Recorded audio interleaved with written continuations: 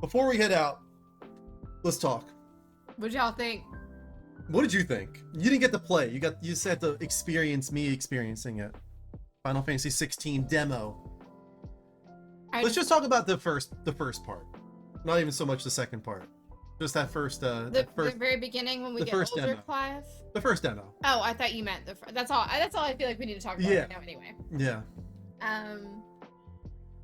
I love that it confirmed who was the dominant of what in the beginning, like with Jill and Joshua. The lore bits is my favorite part so far. I love that you can be in the middle of any cutscene and be like, man, I really wish I knew more about this person or this location or this fucking star in the sky. And you can just press a button and it'll be like, oh, here's the dictionary for it, like for everything. The way it started though, right off the bat, like there's two in media res moments, kind of. The one was you got to see the times up. Not yet. Jeff. You got to see the Ifrit and Phoenix battle at the very beginning in a sort of very Two Towers-esque way, like going down, like fighting each other, and it allowed you to like have a little bit of a foreshadowing on that moment without context, right? Which later on means so much. But then it went to another in media res where it's like, okay, let's see Clive when he's 28. He's got the tattoo on his face. What does it mean? Active time lore. Oh, okay, he's branded. What does that mean? Like, it kind of got you in the middle of this, and you're already curious on so many different aspects of what you're seeing. Like, where are they from? Who is he fighting for? Right. What is this battle going on? Which, by the way, that battle with Shiva versus Titan was freaking awesome. I love Shiva's design. The Shiva and I said reveal. this earlier, but I haven't loved a Shiva since 10. I really haven't. 10 was sort of like the peak almost in a way. Because to this day, everybody still loves the Shiva design in 10. 1410, like, okay. 1510, okay. I really love her design in 16. Yeah. I think she's I love her design in 7 Remake, but that is her design in 7 as well. They just updated it. So yeah, 10, I agree, was kind of the last really amazing Shiva design. But it wasn't even so much the design, it was a reveal of her that I thought was so neat. The way like the crystal formed, and then it created this like wall that she was in. Which reminded me of it was 10, so cool. how she comes out of the crystal. Yeah. Or even like it goes in front of her, right? And like you see her through the crystal. Yeah. Yeah. And then the snowflake thing that happened in midair before she attacked. And her diamond dust looked like diamond dust. Like it wasn't like the spikes, like even in your redemption, you know what I mean? The spikes of the shards of ice. Because that was a badass battle. Just a little glimpse we got to see of it, Shiva versus Titan. And the fact that at the very beginning we got to control Ifrit versus Phoenix to a certain extent, but it actually was limited in that opening. You weren't really controlling it like you would later on.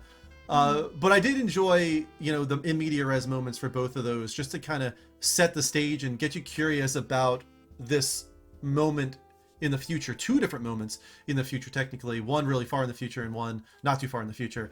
So the curiosity was like there, like, oh man, I can't wait to see how we get to these moments. And then going back to really like a nice moment, in my opinion, when you got to see Clive and Josh and Jill as children, Clive just doing his duty, training, setting him up to be the shield of Joshua and his duty, but also setting up Josh as like, from the very beginning, you felt sorry for the kid, like this kid that has this enormous weight on his shoulders and doesn't feel worthy of it. You could tell from the very beginning. He doesn't feel worthy of what's been bestowed upon him because he feels like Clive should have had it, but he also doesn't feel like he's strong enough either. He feels very weak and like he doesn't deserve this respect because he doesn't feel capable. Also, don't spoil 6 for me. I have not played 6 yet. Yeah, but what was really cool too is in those early moments, you didn't know all that yet. Like, you didn't know that Clive should have been the dominant. Like, you just kind of felt from the very beginning, like, what is this relationship? You can tell there's a sort of a sadness here, and as the game progresses, and also through the active time lore, you were able to piece together with Annabella as well, and the way she treated Clive, like, oh, okay, I'm getting like the dynamic here, like how this world works, how dominants work. We didn't get to see adult Jill, I noticed. No, we didn't. We got little Jill. Kind of, you did. Kind of, but we did not get to see her. Yeah. We got to see Shiva. We were talking about all the characters, like even the ones you love certain characters, but also from the very beginning, you felt things for all characters, whether it be a disdain for Annabella from the very beginning for how she treats Clive, or Elwyn and how honorable he seemed, or Rodney and how honorable he seemed, and how the friendship that you could clearly sense between him and Elwyn, like you got such a quick feel for all the characters. Like, you felt something for them so immediately, and were attached to them so quickly, I feel like, which is really impressive thing to do, because they had a lot. They threw a lot at you very quickly. I was very much attached to Elwyn. I was attached to Rodney. I was attached, obviously, to Torgal, Joshua, and Clive, and Jill. Wade and Tyler, not so much. I felt like they were gonna fight the bullet eventually. I kind of was like, you got little things, though. Even those, like, minor characters, it was like, oh, Wade was saved by Joshua. Like, if you look at the lore, like, he was just like this random person that got trapped under a wood pile. Remember, he was the page boy. And Josh saves him, and then he decides he wants to join as what would you call him, as like a squire, because he wanted to pay back. He owed a debt, I guess he felt, to Joshua for saving him. So even like these really minor characters had a little bit of information to them, a little bit of lore. So I thought that was really neat. That if you dive in, there was a lot going on there, and Torgal's just the best thing ever. It was hard for me to watch. I think the hardest part for me was when, spoilers for anyone who didn't just watch this with us, when Ifrit just rips Phoenix apart. Yeah. And you don't that was graphic. You don't see all of it either. It was auditorily graphic. Yeah. And you know what's happening, and you know that inside of this giant Phoenix body is just this little boy who had never even gotten a real chance to control or utilize his powers. Like, that really kind of fucked me up. And then, fucking Daddy! Like, we saw that happen in the trailers so many times, where somebody gets beheaded in front of Joshua, and Joshua gets traumatized. We don't know that it's Daddy! Like, I was and it was so sudden. It was so sudden. Like, we talked about many times during the demo, like, they flat out said the inspiration that Game of Thrones has on this, but little moments like that are another little inspirational moment to me of like, okay, they wanted those gut punch, shocking moments of loss without any fanfare or heroism. Like, Rodney as well. His voice sounded like Sean Bean too. Rodney deserved so much better. He literally gets burned to death under Ifrit. Yeah. That's how he dies. Like, that was a bummer. That was really sad. I didn't like that at all. Not saying I didn't like it as in like, ugh, that was bad. I just mean like I didn't like it like, oh, that sucks. He deserved better than that. Like, I really liked Rodney really quickly. I really liked him. It's very grounded, yeah, and fantastical at the same time. It's a great balance. Do we think that Clive is who killed Joshua, or do we think it's some other entity? I think that's going to be the really sad, tragic reveal that Clive is going to have to come to terms with. Like, right now, you saw in part 2 of the demo, just reading at the beginning, and I didn't really finish it because I actually don't want to, but they said that you're there looking for the murderer of Joshua. Like, you almost, I don't know what tipped you off to believe that, but you think that you're going there looking for Joshua's murderer. I don't think Clive realizes it was him. We saw that he was looking at the death, the battle through the eyes of Torgal. What that means, I guess we have to wait and see as well. Like, what kind of connection does he have with Torgal? Does he have the power to warg into Torgal? I have no idea, but it was very obvious to me that he was watching that through Torgal's eyes, and that he was no longer in control, or my belief is he was not in control of Ifrit, but technically that was Clive. Like, he can't be blamed for it. Like, that wasn't him. Obviously, he wasn't doing it. Right. He was out of control, but it was Clive's dominant awakening within him, which also is a question of how did that happen? How was he bestowed upon this dominant? Was it because that person in the cloak that he saw that looked a lot like an older Joshua maybe gave that to him? Who knows? Because that scene just kind of ended, right? If I remember right, like, they were looking at each other and then it just ended. It like cut to another scene, so you have no idea what just happened between the two of them. Just like you can't blame Joshua for killing Wade and Tyler, right? And then when Ifrit first comes to existence, Clive is looking at some being in fire. That's what he looks at, and then that is what lights. It's a weird man of fire. Yeah, so I'm assuming that's who he thinks is Joshua's murderer. Like, who is this being of fire? But I think it was really just a manifestation of Clive's dominant in that moment coming to be. Effector, I thought the Cat Stark character was going to be Annabella. And as it turns out, she's the Cersei Lannister. Go figure. Right, and Tail, exactly. Just like you can't blame Joshua for killing Wade and Tyler, which was very sad and tragic too, because Joshua was able to gain control of Phoenix relatively quickly, but he did not have it at the beginning, and unfortunately, Wade and Tyler were the ones that lost their lives for it, which is kind of sad. It's an interesting theory. I'm wondering if Clive isn't a dominant but can instead absorb and disable the power of multiples like we saw in the combat part of the game. I'm assuming that Clive is going to like travel the world, go to the crystals, and somehow be bestowed upon like the power of the dominance to a certain extent. Like that's kind of the vibe that I'm getting. But it also brings in the question, like, who is Clive? Where does he come from? Is he not Annabella's son? Is he a bastard? Is he a bastard? I don't think he is. I think he is a natural highborn, if you will. Yeah. I believe he is both Elwyn and Annabella's son. I don't think they're gonna take that much from Game of Thrones with even the whole bastard thing. Yeah, that would be a little too much, I think. Heavy inspiration to make him a Jon Snow. Yeah. I think we're good with Jill being the Jon Snow. This, child from the north that was taken in. Yeah. Probably left behind, abandoned. She's the Jill Snow. Yeah, Jill Snow.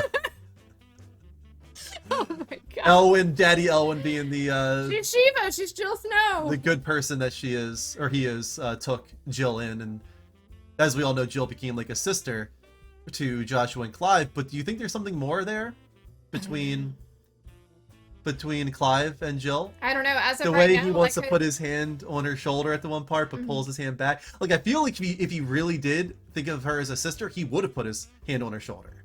He wouldn't have. Yeah. He wouldn't have pulled his hand away. He would have comforted her. He would have put his hand in a brotherly way. Yeah, in a brotherly way. The fact that he didn't put his hand on her shoulder, to me, tells that there's more than just brotherly love there.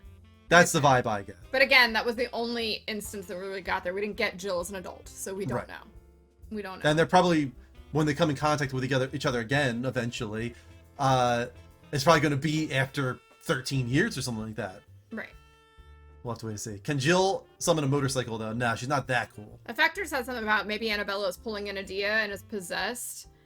I don't think so. I think she's just a bitch. I think she's just a power-hungry bitch. That's the. I mean, that is an extreme betrayal, though. Like, how do you do that? I don't. It's like, oh, I can have more power with the kingdom of Sambrek. It was so let me just slaughter my entire family, all the people I know. It was interesting though that I don't know if possession's the right word, but that remember in the beginning when we were in the castle and she was scolding the handmaidens at the gates and she was like, "You put Joshua's comfort before your own," blah blah blah blah. Like Joshua was her whole world, and then even after Joshua died, she said, "He was my whole world." But he's dead now. There was no lack of remorse of like who got in her way. Not even her children. Sociopath, man. Power-hungry sociopath. Jill and Clive or Noctis and Luna? No.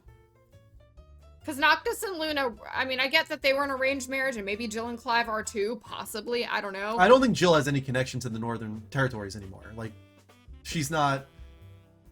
She's a ward. Yeah, she's not royalty in any way. Like, I mean, I guess they could make that a reveal, like, that they find out who she is. But Noctis and Luna Freya had no chemistry. I was not emotionally attached to their relationship whatsoever. Not at all. I agree with you there. I'm already emotionally attached to Jill and Clive's friendship.